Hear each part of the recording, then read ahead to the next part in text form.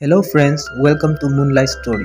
आज की इस वीडियो में हम एक नालायक लोमड़ की कहानी को सुनेंगे जो दूसरों को धोखाधड़ी और बेईमानी करने में उसे बहुत मज़ा आता है, लेकिन अंत में उसके साथ भी वही होता है जो दूसरों के लिए वो करता है। तो कहानी को शुरू करने से पहले आप चैनल को सब्सक्राइब कर दें, जिससे मेरा मोटिवेशन आपके लिए ऐसे कहानी बनाने में और बढ़ जाए। एक बार की बात है, एक जंगल में एक लोमड़ रहा करता था।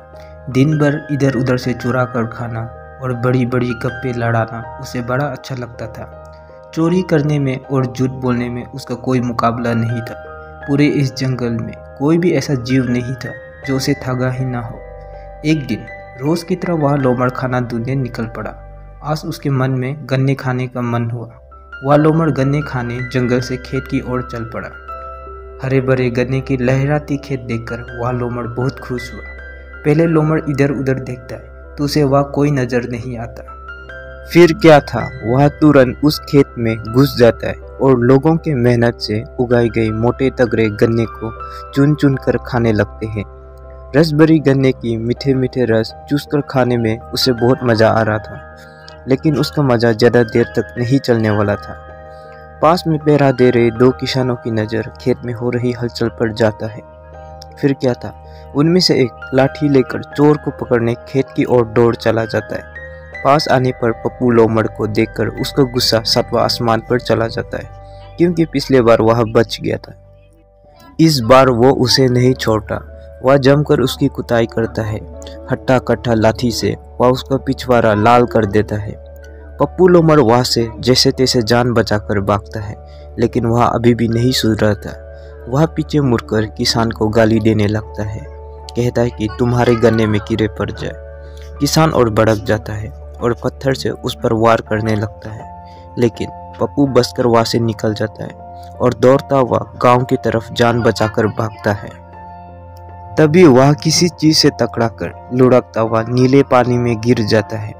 दरअसल ये गांव के धोबी द्वारा रखा उजाला का पानी होता है, जो सफेद कपड़ों को धोने में काम आता है।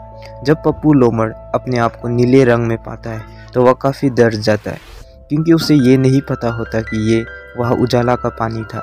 उसे ये किसी चमत्कार से कम नहीं लगता। तभी उसके दिमाग में एक आइडिया आता है। ये बेशर्म लोमड़ इस रंग का फ़ायदा जंगल के अन्य जानवरों को बेवकूफ़ बनाने का ख्याल उसके दिमाग में आता है। फिर क्या था, वह अपने इस रंगीन चमड़ा के साथ जंगल में किसी राजा की तरफ आन बान शान से चले आता है। बंदर से लेकर सभी अन्य जानवर उसे देखकर डर जाता है। किसी को ये आइडिया नहीं होता कि दरअसल ये वही पप्पू लोमड़ है जो लोगों का खाना चुरा कर खाता है। जंगल में चारों तरफ भगदड़ मच जाता है। किसी की हिम्मत नहीं होता कि उस नीले चमकीले लोमड़ से जाके कुछ कहे। किसी तरह उनमें से बंदर मामा हिम्मत जुटाकर उस नीले चमकीले लोमड़ से पूछता है कि आप कौन है और यहाँ क्यों आया है और आप किस प्राणी से ताल्लुक रखते हैं। वो नीला लोमड़ कहता है कि आज से मैं इस जंगल का नया राजा हूँ और मैं ईश्वर का एक विशेष दूत हूँ और नीले आकाश से आया हूँ, इसलिए मेरा रंग नीला है। ईश्वर ने आदेश दिया है कि अगर तुम लोग मुझे इस जंगल का नया राजा बनाओगे तो तुम सबका कल्याण होगा और आने वाले संकटों से मैं तुम सबका रक्षा करूँगा। सभी ये सुनकर उस नीले लोमड़ के लिए जय जयकार करने लगते हैं। अपने नाम की जय जयकार सुनकर वह लोमड़ बहुत खुश हुआ। सभी प्राणी ने उसे बड़े सम्मान के साथ राजा के सिंहासन पर बैठाया। जंगल में चारों तरफ खुशी का माहौल था। अलग अलग प्राणी अपने तरीके से ढोल गाने बजाकर उस राजा की जय जयकार करने लगते हैं। साथ ही साथ कुछ मदहोश सेवक उनके लिए मीठे मीठे नारियल और फल लाते हैं। यही नहीं, मधुरवाणी में गाने वाली कोयल चिड़िया भी अपना टैलेंट नए राजा के सामने प्रकट करते हैं। इन सब मोह माया को देखकर लोमड़ अपनी असलियत को भूल चुका था। अब वो खुद को सच का राजा मान चुका था। वह भूल गया था कि वो सब उन्हें सिर्फ बेवकूफ़ बनाने के लिए किया था। नए राजा को देखने दूर दूर से अलग अलग जानवर के दल आते हैं। उनमें से एक लोमड़ी के भी दल होते हैं। राजा को खुश करने के लिए लोमड़ी का दल अपने मधुर वाणी में हू करते हैं। ये देखकर राजा के रूप में बैठे पप्पू लोमड़ अपना होश खो देता है। वो भी अपने बिरादरी के साथ देने हू करने लगते हैं।